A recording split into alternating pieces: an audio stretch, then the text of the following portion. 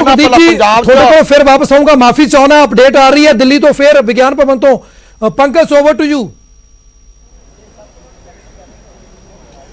Puller इस वे सब तो अहम जानकारी ये मिली है कि खेतीबाड़ी मंत्री नरेंद्र सिंह तोमर होरां ने किसान जथेबंदियां दे सामने अपील की। उन्होंने कहा कि पूरे देश नूं देख के कानून बनाए गए ने, इस मुतलक चर्चा करनी चाहिए। सिर्फ पंजाब और हरियाणा का मसला नहीं है। किसानों नूं अपील की कि पूरे देश के लिए कानून ने और पूरे देश नूं देखते हुए किसान जिहड़े ने इन्हां कानूनां नूं लैके चर्चा करन। लेकिन किसान जथेबंदियां ने क्लीयर किया, किसान जथेबंदियां कह रही हैं कि कानून रद्द होने चाहिए। लेकिन खेतीबाड़ी मंत्री नरेंद्र सिंह तोमर होरां ने कहा, खेतीबाड़ी मंत्री नरेंद्र सिंह तोमर होरां ने कहा कि ये कानून पूरे देश के लिए ने और पूरे देश नूं देखते हुए किसान जथेबंदियां इस नूं लैके चर्चा करन। लेकिन किसान जथेबंदियां इस गल नूं लैके राजी नहीं हुई। इस वेले दी सब तो वड्डी जानकारी दे रहे हैं, अंदर दी खबर मिल रही है कि खेतीबाड़ी मंत्री होरां ने कहा, नरेंद्र सिंह तोमर होरां ने कहा कि सिर्फ पंजाब हरियाणा का मसला नहीं, पूरे देश का मसला है, पूरे देश के लिए कानून है और इस करके किसान जथेबंदियां नूं पूरे देश नूं ध्यान च रखते हुए इस मुतलक चर्चा करनी चाहिए, कानून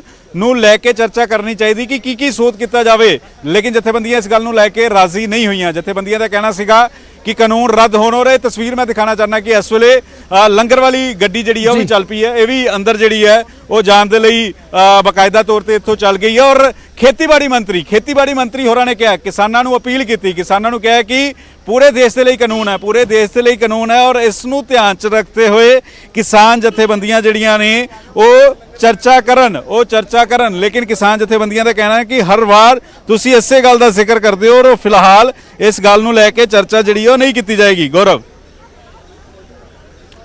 बिल्कुल पंकज, तो लगातार अपडेट तुसीं दे रहे हो सानू। तो इस वेले दी वड्डी खबर है कि पूरे देश के लिए खेती कानून ने यह कहा इस लंच ब्रेक दौरान।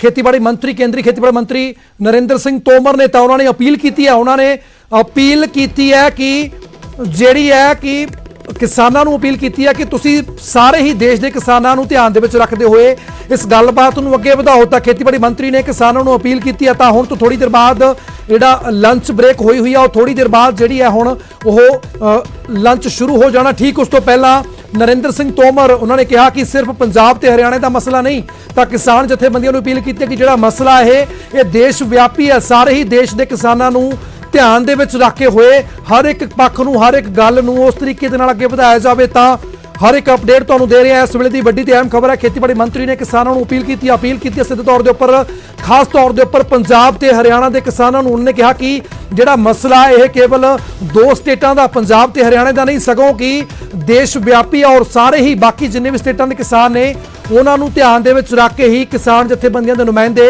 इस गलबात नूं अगे तोरन और उसे दे उपर ही अमल करन। तां लगातार असीं तुहानूं अपडेट दे रहे हैं। गौर पंकज तुसीं बने रहो, थोड़ी देर बाद फिर तुहाडे कोल आवांगे। तो और गलबात का सिलसिला भी लगातार बने हुआ, साडे नाल मेहमान भी बने हुए हैं और इस वेले हुण तो थोड़ी देर बाद जिहड़ी आ ओह लंच ब्रेक शुरू हो जानी है। जिहड़े लंगर लैके आई आ गुरुद्वारा कमेटी की गड्डी है ओह हुण विज्ञान भवन के अंदर एंटर हो चुकी है और हुण तो थोड़ी देर बाद जिहड़ा लंच है वह शुरू हो जाएगा। एक बार फिर तो वापस चलते हैं, साडे नाल मेहमान जुड़े हुए हैं। एक बार फिर तो दस दिए गुरदीप सिंह जिहड़े कि BKU डकौंदा ते ने और प्रोफैसर मनजीत सिंह